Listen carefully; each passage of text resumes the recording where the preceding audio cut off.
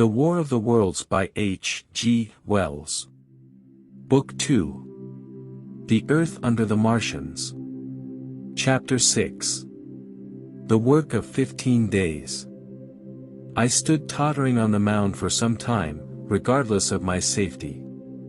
Within that noisome den from which I had emerged, I had thought with a narrow intensity only of our immediate security. I had not realized what had been happening to the world and had not anticipated this startling vision of strange things. I had expected to see sheen in ruins. I found about me the landscape, weird and lurid, of another planet. For that moment, I touched an emotion beyond the standard range of men, yet one that the poor brutes we dominate know only too well. I felt as a rabbit might feel returning to his burrow and suddenly confronted by the work of a dozen busy navvies digging the foundations of a house. I felt the first inkling of a thing that presently grew quite clear in my mind, that oppressed me for many days, a sense of dethronement, a persuasion that I was no longer a master, but an animal among the animals, under the Martian heel.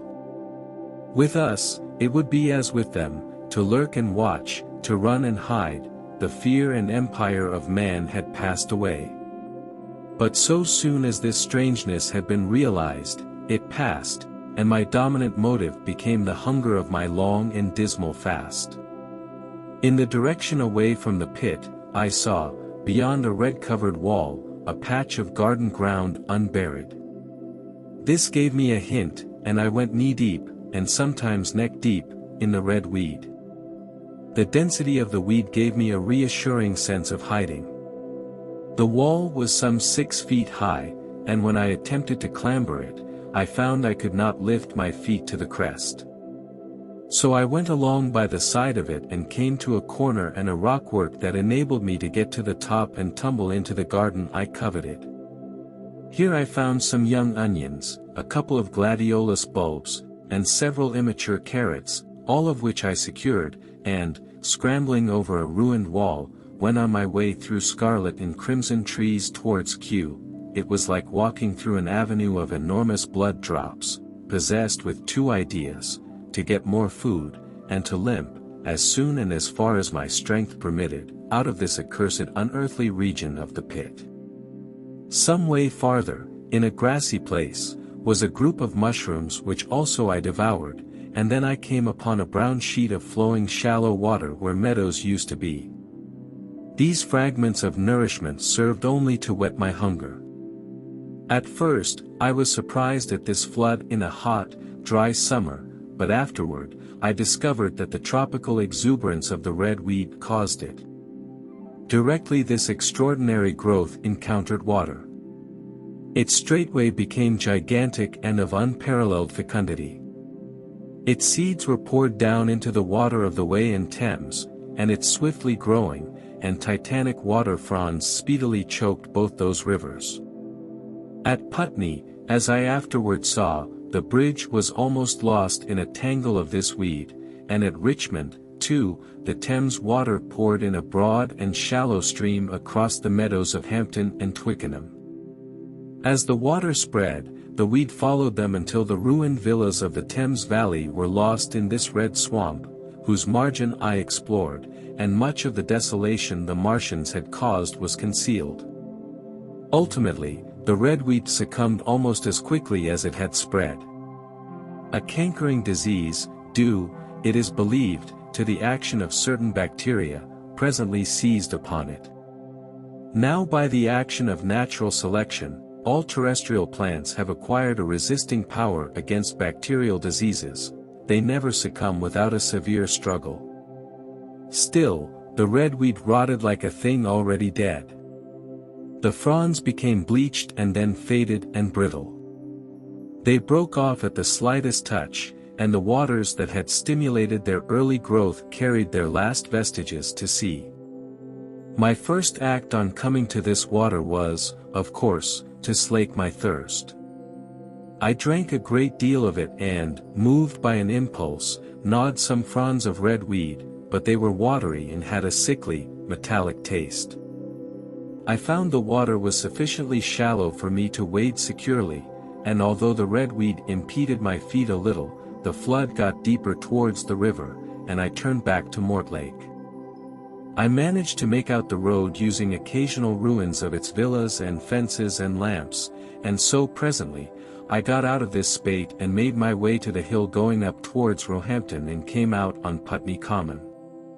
Here the scenery changed from the strange and unfamiliar to the wreckage of the familiar. Patches of ground exhibited the devastation of a cyclone, and in a few score yards, I would come upon tranquil spaces, houses with their blinds trimly drawn and doors closed, as if they had been left for a day by the owners, or as if their inhabitants slept within. The redweed was less abundant, the tall trees along the lane were free from the red creeper. I hunted for food among the trees, finding nothing, and raided several silent houses, which had already been broken into and ransacked. I rested for the remainder of the daylight in a shrubbery, being, in my enfeebled condition, too tired to push on.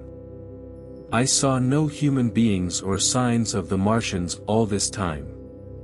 I encountered a couple of hungry-looking dogs, but both hurried circuitously away from the advances I made them. Near Roehampton, I had seen 2 human skeletons, not bodies, but skeletons, picked clean, and in the wood, by me, I found the crushed and scattered bones of several cats and rabbits and the skull of a sheep. But though I gnawed parts of these in my mouth, there was nothing to be got from them. After sunset, I struggled along the road towards Putney, where the heat ray must have been used for some reason. And I got several immature potatoes in the garden beyond Roehampton to satisfy my hunger. From this garden, one looked down upon Putney and the river. The aspect of the place in the dusk was singularly desolate, blackened trees, blackened, desolate ruins, and down the hill, the sheets of the flooded river, red tinged with the weed. And overall, silence. It filled me with indescribable terror to think how swiftly that desolating change had come.